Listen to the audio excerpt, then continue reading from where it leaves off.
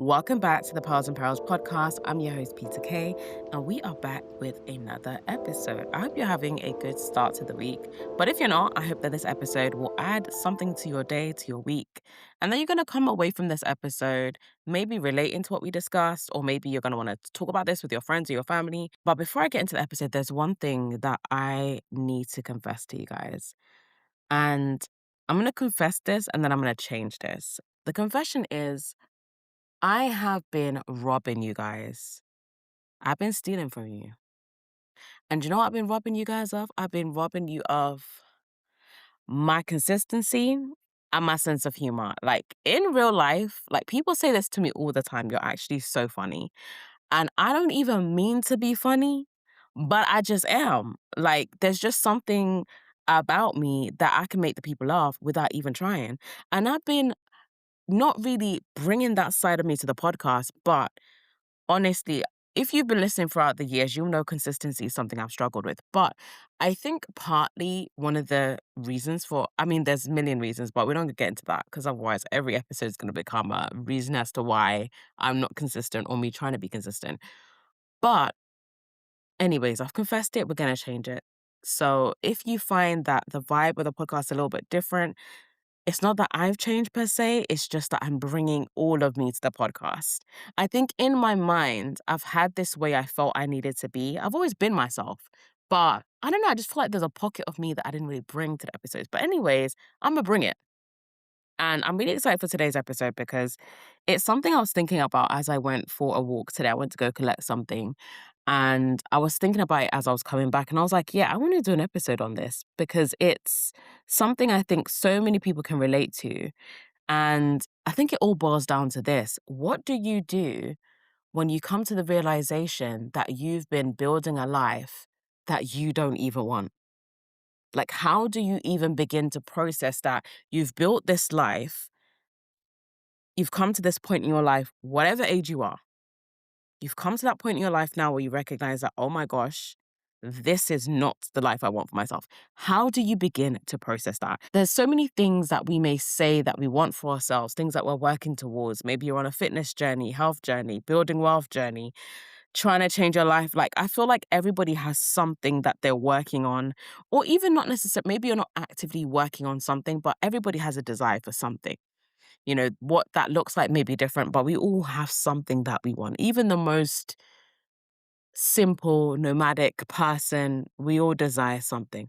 We're human. If you're breathing, there's probably a desire for something. It might just be something as simple as just a simple life, but irrespective of what you're desiring, we all desire something. Sometimes the things that we say we want, or we're even actively working towards, are often not things that we really want. And I think this is why a lot of people get to a place in their lives where they have that midlife crisis, where you begin to think about, like, oh my gosh, like, this life is not what I wanted. And then it got me thinking, I went down a rabbit hole as I do. And I started to think a little bit more about parental relationships, family pressure, and a culture, and how that can also have an influence on that. I've seen so many people, and I like watching videos where people share their stories, interviews of just normal people talking about different topics, whether them being divorced, experiences they went through in their childhood. I just find it interesting to hear people's stories. And naturally, in real life, people will tell me their stories, and I genuinely enjoy listening and understanding and trying to put myself in that person's shoes. And I think there's so much you can learn from other people's experience because it's so easy for us to just see the world through our lens, to see the world through the experiences that we've had, and really have a very limited view of what life is actually like for other people. And so there are so many people that their whole life has been set out for them before they were even into the world, from conception, even before conception, their parents had mapped out their whole life. My child is going to be this. They're going to marry this kind of person. They're going to have children. They're going to live here. And there's all these expectations. And I think naturally as a parent, you probably have desires and dreams and hopes for your children. But there are some parents that it's not even desires, hopes, and dreams. It's a game plan. You're going to do all of these things. And if you don't do this, we have a problem. And culture can play a huge part into that. Also, religion can play a huge part into that. And unfortunately, sometimes culture And religion, when it entwines and it's done in a way that is exploitative, it can really be detrimental. And I've spoken to numerous people and I've seen the stories of people that they ended up marrying the person that their parents wanted them to marry. And that's not the person they wanted to be with. Not even talking about arranged marriages. That's a whole other ball game. But just in general, maybe they were dating someone or they were recommended, oh, I think you guys would go together. And their parents pretty much orchestrated the dating process, getting married, and how their lives turned out. And I think situations like that is just really sad because imagine you're living your parents' life. You're living the life they wanted for you. And it's one thing if that life is actually something that you genuinely desired for yourself, but I can't imagine myself living someone else's life, like living the life that somebody said I should live. Like the thought of that just sounds horrible. It sounds torturous. And even when I think of people that are in careers. They're a doctor, they're a lawyer, they're an engineer, they're an accountant. And it makes me think how many people are actually in jobs and careers that they wanted for themselves and how many people are in, especially those professions that I've just named, that are there because of that family pressure and that cultural pressure. And sometimes, again, I think a lot of the times it is done with good intentions. Parents want their children to do better than they did. They want them to have a good life. They want them to have financial stability. And quite often those careers can be stable. Some of them can be quite lucrative. And sometimes the intentions behind encouraging, in some cases, it's more than encouraging, it's pressure, it's force, it's you've got to do this. Sometimes it is done with good intentions, but there is a line where I think it does become, in some people's case, abusive. And I've spoken to people and I've experienced and been in situations, not myself, but witnessed people going through situations with their parents that their parents are literally bullying them into making certain decisions. I think it's a very selfish thing to do as a parent. And of course, if you were to have these conversations, they wouldn't see it that way. But I think as someone who doesn't have children, who thinks a lot about how I would be as a parent, how I would navigate parenthood, and what I would want to do differently to what I've seen or even experienced myself. One thing that I'm very grateful for with my parents is that they never pressured or forced me into any career or any major life choice. My mum never forced me and told me, oh, you need to be any of those careers that I just listed. But she gave me the freedom to choose, to decide. She was there to kind of guide me, encourage me, but there was never a case or a situation where I was told, "Oh, you have to do this, like, you have to go to this uni, you have to have this job." That was never there. I had the freedom to choose, to decide, to figure it out, to pivot.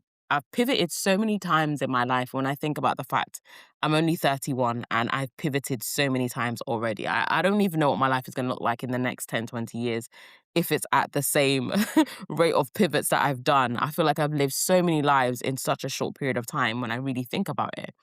But her allowing me to have that freedom to choose, to decide, to make mistakes, and to support me irrespective of that is actually such a blessing. And it's only now, and when I think about situations where I've seen people go through the complete opposite, where I really begin to appreciate that. And I realize that that really is a blessing. Not everyone has that. I think there's so many things in our lives that because it's our norm, we just think it's normal because it's normal to us, because we've not experienced anything other than what we have experienced. We think that, oh yeah, that's everyone's experience, or we take that for granted. And that's one thing I do not take for granted, and I'm very grateful for.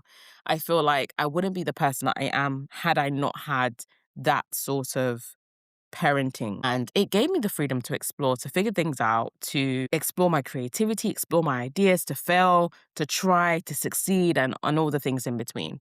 And I think when parents are overly zealous in the way that they parent their children, when parents are past the point of parenting and get to controlling, it can have such a detrimental effect on that child. And not even on that child, but also as an adult. There are people that are adults that their parents are still very much determining and controlling and letting them know how they should be doing certain things. And it's just so sad. And I think it really, if you are that kind of parent, put a pause. Yeah, now you need to stop. because you're stressing out your children, and it's such a horrible thing. And there's so many people that they maintain relationships with their parents, not out of love, but out of obligation because they see no other way out. And this is where sometimes you can see examples and cases where people literally cut their parents off. They disappear. You'd think that they're an orphan, but they're not. They're an orphan by choice. Because sadly, some people have experienced parents that have crossed the boundaries. There's been no boundaries. And they have shifted from a place of parenting to controlling and in some cases even abuse. Going back to what I said, a lot of the time I think it is out of good intentions, but as a parent, you need to allow your child, no matter how old they are, they're always going to be a child, I know that. But if they're an adult, you need to allow them to be an adult. You need to allow them to be able to form their own opinions, make their own decisions, make their mistakes. I'm sure that you want to protect them, but you disable your child, you handicap them, you rob them of their self-control when you start to be the one that is dictating how their life should be. And even when I think about God, he gives us free will. Sometimes I think maybe he should have not done that. Okay. Because having to be the driver and make decisions is hard. Sometimes it's easier if somebody else dictates for you.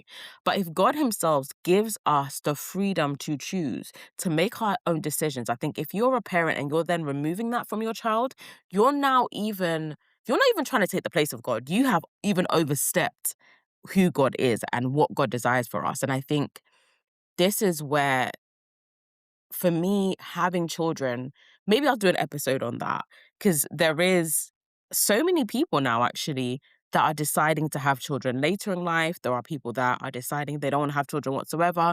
And I think we're living in a very unique generation. If we go back 50, 60 years, it was very rare to find couples or even people, young people, women, men, who said, yeah, I just don't want to have children. That was unheard of. That is not normal. But now more and more people are deciding that they don't want to have children. They do want to have children for various reasons.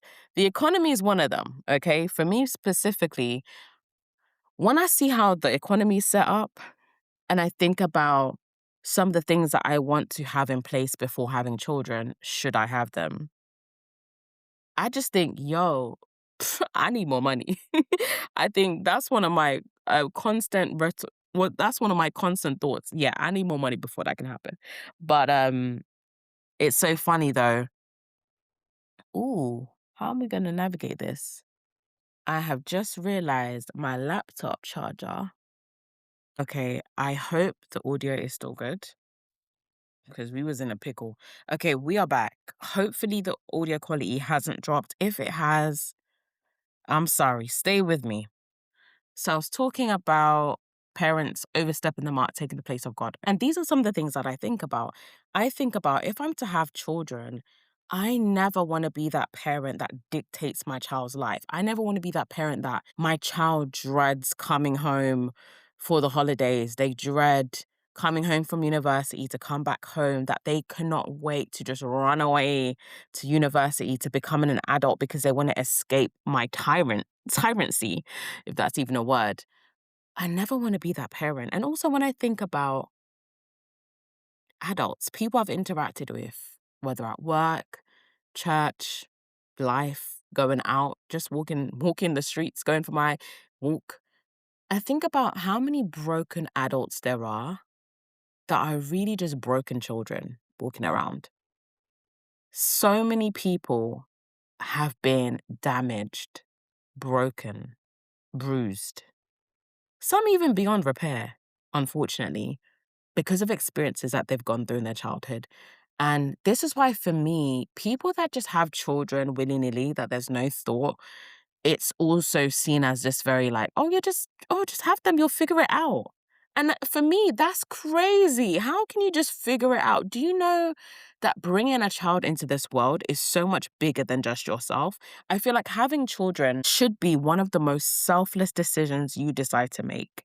It should never be something that you just do anyhow. And maybe even, the conception may not have been planned and all those things. But I think once you get to a place where you make that intentional decision that I'm going to bring this child into this world, I'm going to raise them, it's not even about you. It's not.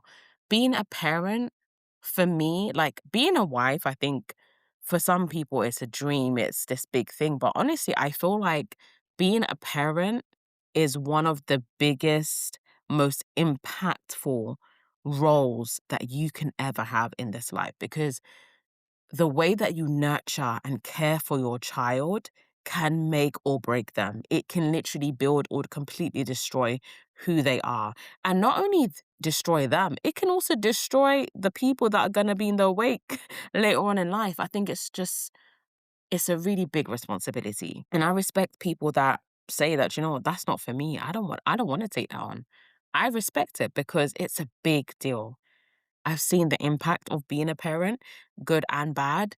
There's some people that I've met over the years, and when they've shared experiences they've gone through with their parents or because of the absence of their parents, it's heartbreaking. It's really heartbreaking. And I just think it's something that you've got to be intentional about. You have to. You've got to want it. So whenever people ask me, oh, you don't have kids yet. And I always say that, well, I don't always say the same things, but my answers revolve around similar things. But one thing that I say is that I need to really want them. I don't want to bring a child into this world if that's not really what I want, because it's such a huge responsibility. I don't see being a parent as something that I will switch off when they turn 18 or 21. I'm always going to be a parent. The way that the relationship dynamic may change as they get older, start making their own decisions, but you're always going to be a parent. That's how I see it. For some people, they got 18 years and then they've retired for being a parent. Knowing the kind of person that I am, that's not going to be me. And so it has to be something that I'm entering into knowing that's what I want. It's like marriage to me. It's a covenant. It is a big deal. Okay, maybe not a covenant, but you know what I mean? Like, it's a big deal, honestly. It's something that you should not go into lightly. You need to know that you really want it. Going back to parents that overstep the mark, it's just, yeah, you gotta stop it. As an adult, if you are someone that you have very controlling parents, you have parents that, yeah, they're more than guiding forces in your life, but they are dictating forces in your life. You've also got to get to a place where you decide, is this how I want my life to continue to be? And also, do I want to continue to live like this? Because going back to what I said at the beginning, imagine getting to a place in your life and realizing that, oh my gosh, this is not what I wanted for myself. So many people are living out their parents' dreams, but that's not what they wanted.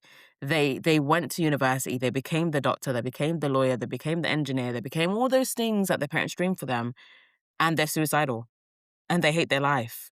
Or they married that person that their parents approved of, but that's not who they wanted to be with.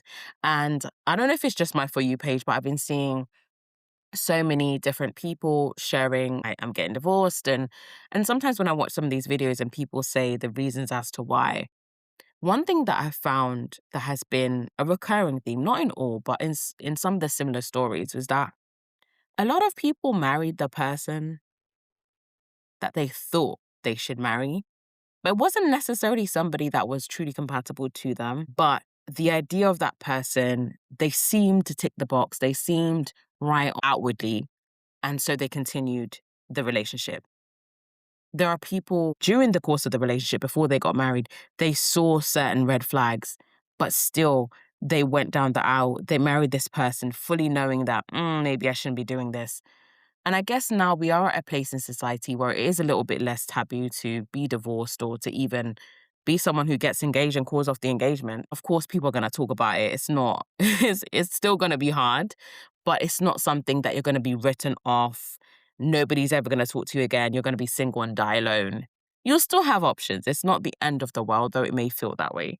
And in some communities, it will blacklist you. But in general, in the Western world, it's not the end of the world. That has not been my experience. But if it is your experience, honestly, if I had to give you one advice, though you have not asked, my unsolicited advice is this: you've got to decide.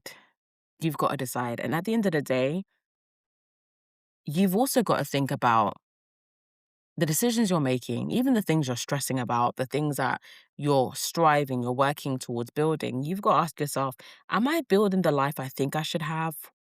Or is this actually what I want for myself? And there are certain things that I said growing up or in my early 20s that, yeah, I really want this. And then on reflection, I was like, that's not really what I want.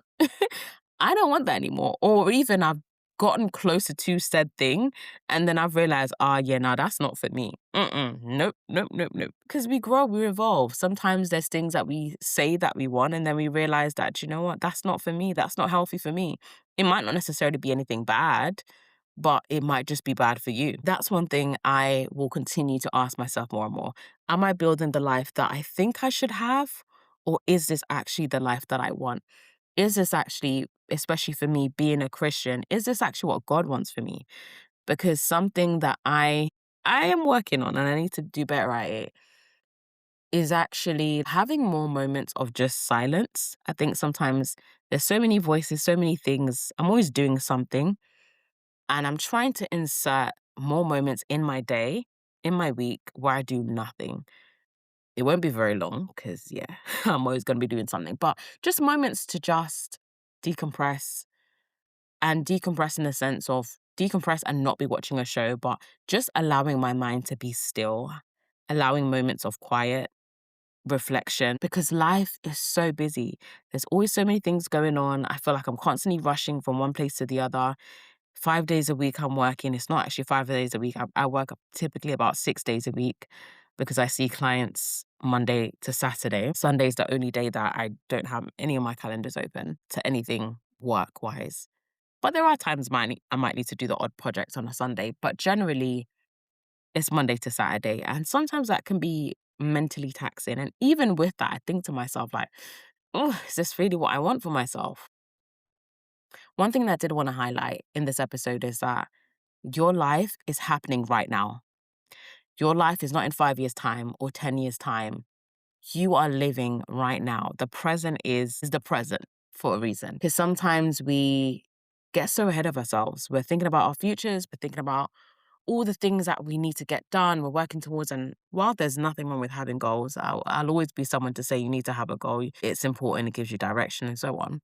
But I think sometimes we can get lost in the building that we forget to stop and think, am I actually building a life that I want? There's constantly things that we see on social media, on the internet. If you're watching any form of media, there's always something being advertised to you.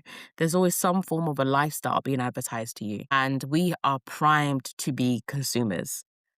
And I think it's important for us to be, one, a savvy consumer, but two, to be intentional about what we consume, how we consume, and ultimately what we decide to take in, what we allow to stick. Because if you're not careful, you can easily begin to build a life that they wanted to for you. They may be your parents, it may be your friends, it may be your family, it may be what society says you should have.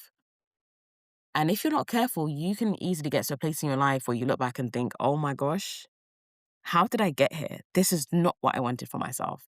And I think about people, sometimes when you go to a store and you're dealing with someone that that person, they don't want to be in that job and they hate it and they don't even try to hide it. And I think about in that context, but adding that to life, some of the most miserable people you've ever met or dealt with or will deal with are often people like that. They're at a place in their life where they didn't want to be there. They're not happy. They're not content with where they are. And if that's your case, the easiest route to take is to become bitter, to become negative, pessimistic, judge other people, have that crabs in a bucket kind of mentality.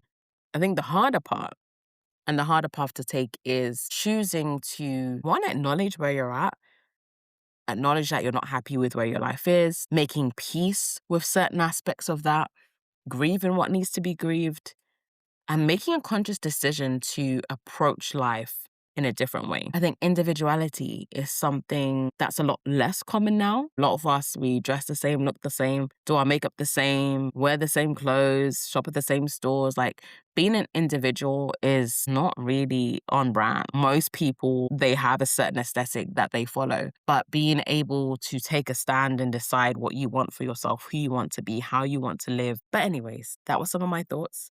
I hope you enjoyed that episode, but let's continue the conversation. I want to know, have you ever experienced this? What are your thoughts on today's episode? I have one favor and one request. If you are following me on Instagram, on social media, or maybe you're not following me on any of those things, you only follow me on the podcast, which is great. Well, thank you for choosing to follow, or maybe you're listening and you're not following. So firstly, if you are listening on a podcast platform and you're not following, then firstly, please do that. If you enjoyed today's episode, share the episode. You may not be an influencer, but trust me, you have influence. Share it on your stories. If you resonated with anything, continue the conversation with your friend.